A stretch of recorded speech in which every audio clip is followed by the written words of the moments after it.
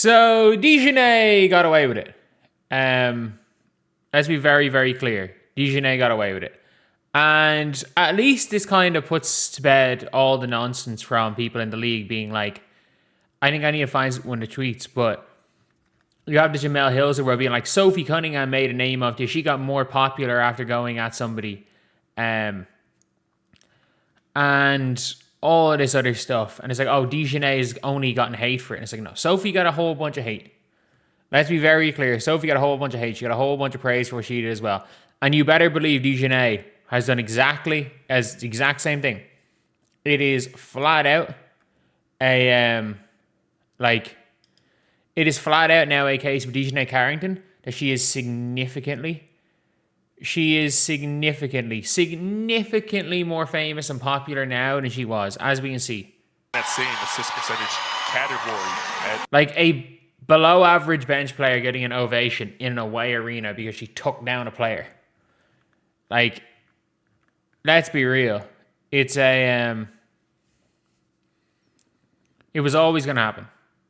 It was always going to happen. And that's what the thought of she saw Sophie Cunningham. Because every other time Dijonai has taken out somebody's head, it was never this bad. It was never this egregious. Like, so many other times she was late. She never, there was never a wind-up like this and a hit that late. Other than maybe the Skylar Diggins one. And it's so funny. Carrie Champion tweet. This is a fair question. Will Dijonai be applauded when she gained millions of followers? Millions of followers, maybe not. Marketing opportunities, yeah, absolutely. Because who is her shoe brand? It's Reebok. Reebok are probably going to give her a signature shoe. Why? Because she only got that. Well, sorry. I'm saying this like it's a factual statement. And it's not out of the realm possibility that she got that deal as the second WNBA player, as far as I'm aware, signed to Reebok.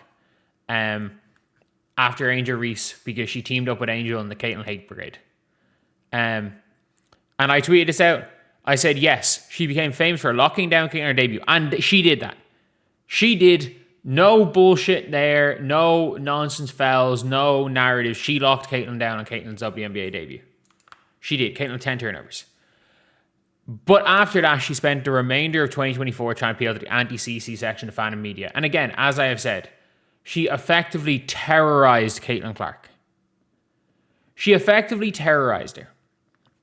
And if we're going to be real here, that's all I can say. She effectively terrorized her for that year. And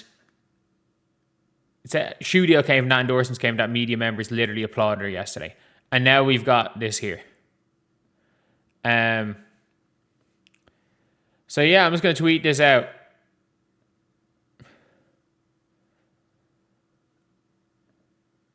So again, they're all going to threads being like, oh, will she be applauded for this? No, she won't. All I've seen is her being the victim of racism. Like, well, I'm going to be very clear. None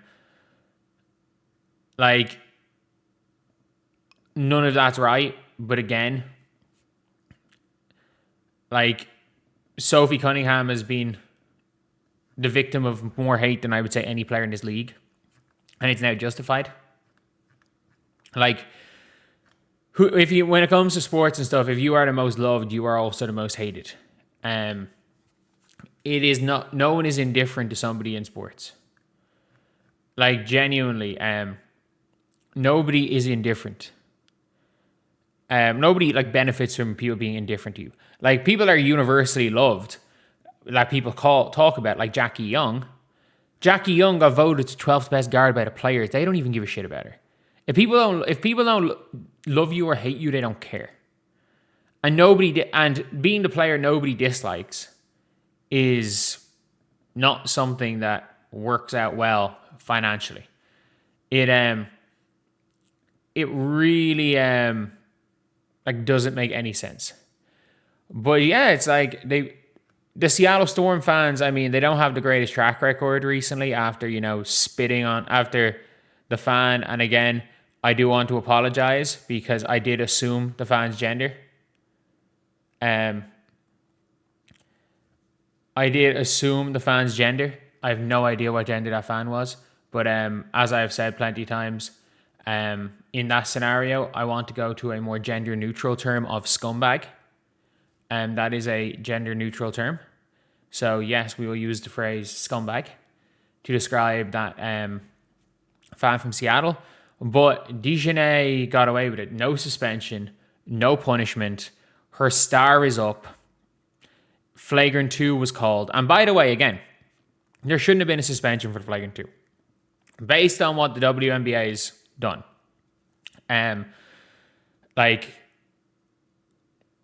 There is, based on what the WNBA has done, this is nowhere near as egregious as the Alyssa Thomas thing. And I don't think Alyssa Thomas gets banned if it's called in the moment. This was the most blatant Flagrant 2 foul ever. If any player does this in the year of 2026, Flagrant 2, she probably gets away with it last year.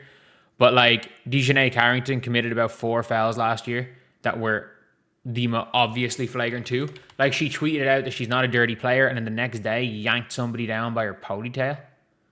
It is, when it comes to Dijonai,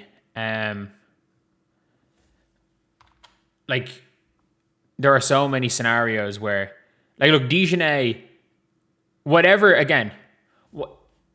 you want to say, even about some of the Sophie Cunningham brawls and stuff like that, and if you want to say Sophie Cunningham is, causing a lot of trouble for the league, because of the fact that, it's always a non-basketball story, and a lot of the time it's around her.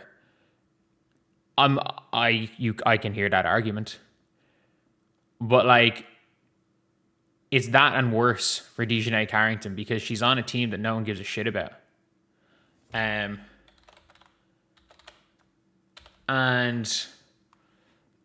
no one cares about them. And people only care about Dijonai Carrington when she plays against the Fever. Because has anyone spoke about Dijonai Carrington last year?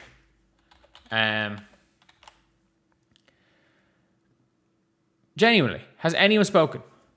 We all know. Sorry. The only other time people ever spoke about Dijonai was when the league decided, was when Dijonai got drunk and decided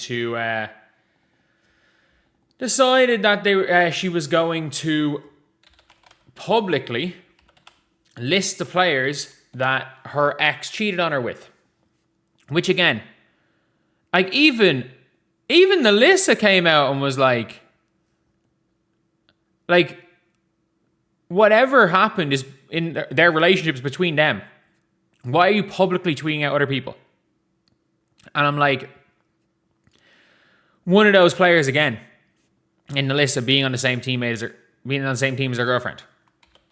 And it's just one of those things where Alyssa Smith is suddenly, not that she's an all-star or anything, but Alyssa Smith's making $1 million next year.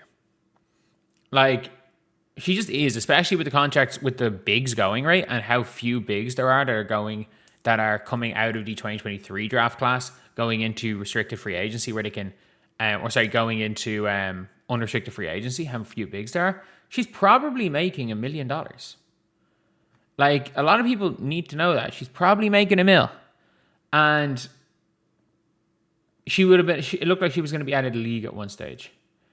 But yeah, look, it is, it's pretty much it, lads. Dijonai, she was great yesterday. She did shoot the ball 20 times in 27 minutes. But she did have 26 points and 5 steals, so I'll give her that. But her team also lost to a team mid-11 game, or at the end of an 11-game win-loss streak. The Seattle Storm haven't won a game in 11. Haven't won a game in over a month. It's been over a month. I think the Atlanta Dream was the last game the Seattle Storm won. But yeah, anyway, that's the video. See you guys.